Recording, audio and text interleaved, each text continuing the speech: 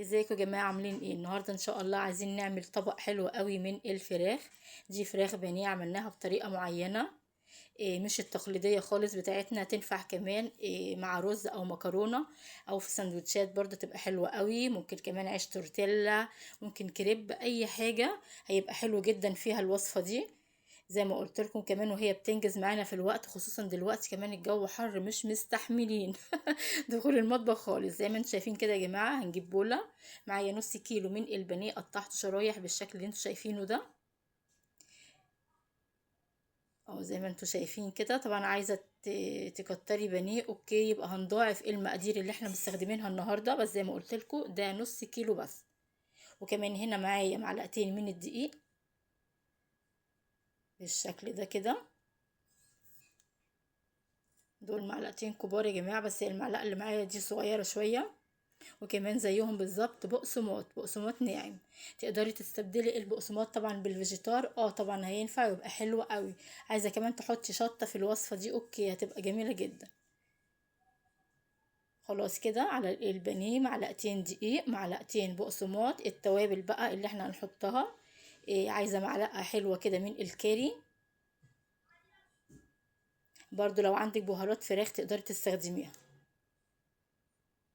زي ما قلت لكم كده، معلقه كبيره من الكاري ومعلقه من الكركم.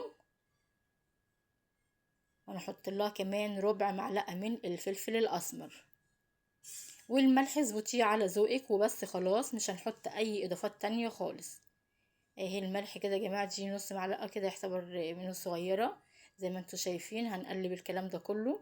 هنخليه حوالي ربع ساعة علشان طبعا يتشرب معانا كده.